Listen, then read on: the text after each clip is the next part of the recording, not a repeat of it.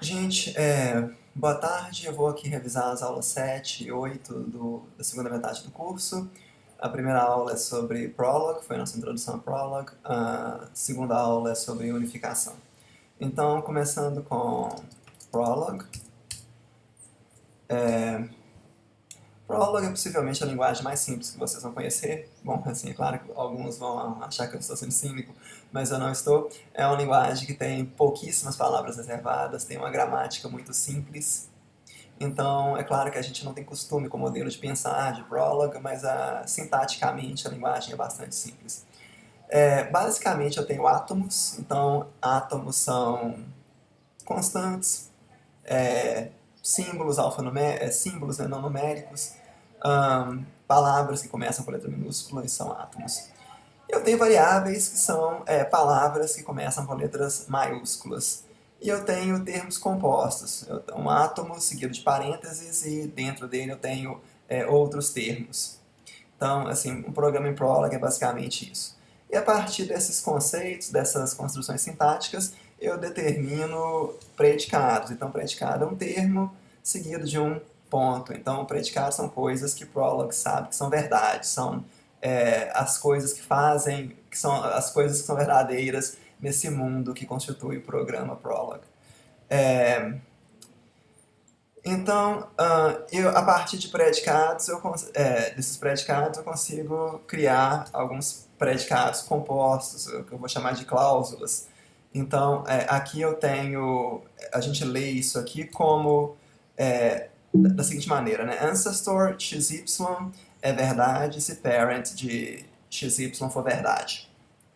Ou ancestor XY é verdade se parent ZY ancestor XZ for verdade. Então, isso é basicamente o que Prolog é do ponto de vista sintático. Então, eu tenho algumas estruturas de dados em Prolog. Uma estrutura de dados que a gente viu são as listas. Então, eu construo listas de átomos em Prolog. Então, nesse sentido, Prolog é uma linguagem dinamicamente para. Assim, tudo são átomos. Do mesmo jeito que em Python, tudo são referências. Então, por exemplo, aqui eu tenho uma lista com 3 átomos. Aqui eu tenho um casamento de padrões. Eu estou casando X com o padrão 3, 4, 5. Então, a barra, esse pipe em Prolog, é o equivalente aos 4 pontos de ML. E o jeito de programar em Prolog, assim, em alguns casos, né, alguns predicados, vai ser bastante parecido com o que a gente faz em ML. Então, assim, Prolog é uma linguagem declarativa, então, quando eu faço predicado em cima de listas, eu tenho normalmente o caso base, igual aqui, e o passo indutivo, a fase recursiva do predicado, igual aqui. Então aqui eu tenho um predicado para concatenar duas listas. Notem que Prolog, a linguagem é um pouquinho diferente de ML no sentido de que não é muito bem claro o que é entrada, o que é saída. Então, por exemplo, eu posso escrever append 1, 2, 3, 4, L, por exemplo, isso vai funcionar, mas também funcionaria se eu escrevesse, por exemplo, algo assim, isso é verdade naturalmente, não é?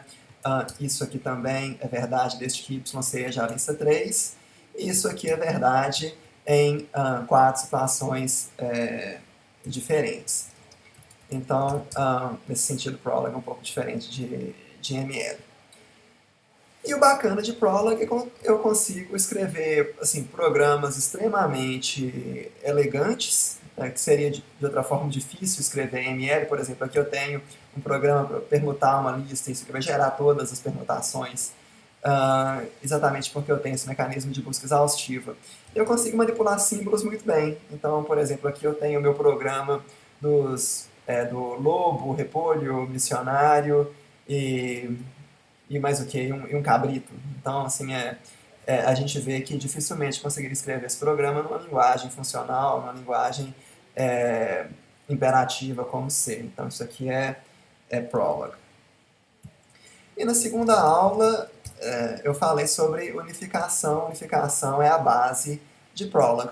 Então, unificação é basicamente esse problema dadas duas estruturas, eu quero saber qual que é a substituição de variáveis, ou seja, incógnitas dessas estruturas, por átomos ou subcomponentes dessas estruturas que igualam as duas estruturas originais. Então, por exemplo, aqui, esse predicado é verdade desde que x seja A e bzinho seja y. Então, essa é a substituição que eu tenho. Então, o Prolog é muito bom para encontrar esses unificadores mais gerais, ou seja, a menor quantidade de substituições que eu preciso para igualar dois termos. E o algoritmo que resolve isso chama-se unificação. É o mesmo algoritmo que é usado, por exemplo, para fazer a verificação de tipos em ML ou em outras linguagens funcionais. Isso é a unificação. Então, esse algoritmo ele é bastante importante em ciência da computação e ele é bastante simples. Ele é o conjunto de duas funções, uma função chamada resolution, essa aqui de cima, e uma função chamada solve, que está aqui embaixo. Então, a gente viu em aula, né, como que eu interpreto essas funções, e assim, eu não vou passar aqui a interpretação delas, mas o que elas fazem, de fato, é uma busca exaustiva. Então, com resolution e solve, eu consigo investigar todas as formas possíveis de avaliar cláusulas de maneira tal que eu tenha todas as respostas possíveis para uma certa busca. E durante a unificação, durante esse processo de unificação, eu acabo gerando árvores de unificação. E essas árvores elas podem ser bastante complexas. Por exemplo, aqui eu tenho o predicado, append, esqueci uma arroba aqui, aqui eu tenho o predicado append que a gente já viu, e se eu faço uma busca como essa aqui, append, onde que está? Append xy dá 1, 2. A gente viu que eu tinha três respostas possíveis aqui. X pode ser lista vazia, y2, x pode ser a lista 1, y a lista 2, x pode ser a lista 1, 2, y a lista vazia. E a minha árvore de busca, ela vai ter, três ramos que são sucesso e um ramo que não é. Então, como a gente faz essa busca exaustiva, a gente acaba vendo que a ordem dos predicados passa a ser importante. Por exemplo, esse aqui nunca termina. E esse aqui imprime true, né, encontra o true infinitas vezes, tantas quanto eu queira. Então isso aqui é a unificação. A última coisa que a gente viu aqui nessa aula é que Prolog ela possui um tipo de reflexividade chamada reflexividade ativa. Bom, possui reflexividade passiva também. Então, a reflexividade é essa capacidade que uma linguagem tem de construir programas que sabem informação sobre eles mesmos. Então, por exemplo, em Python, eu consigo perguntar o tipo de uma variável. Em Java também. Em C eu já não consigo. Isso chama reflexividade passiva. Eu quero saber o tipo de um predicado. Em Prolog, eu consigo saber o tipo de um predicado. Né? Eu tenho formas, por exemplo, de saber se o predicado é inteiro. Integer x. Isso aqui vai ser true se x for de fato um inteiro. E eu tenho como alterar o meu banco de dados de verdade, ou seja, eu estou alterando o programa. Então eu tenho retract e assert que me permitem fazer isso. E dessa forma eu consigo alterar o programa durante a execução do programa. Em Python também consigo fazer isso, alterando uma classe durante a execução do programa. Em Java já não tem maneiras de eu fazer isso mais. Então é isso para essas duas últimas aulas. Obrigado.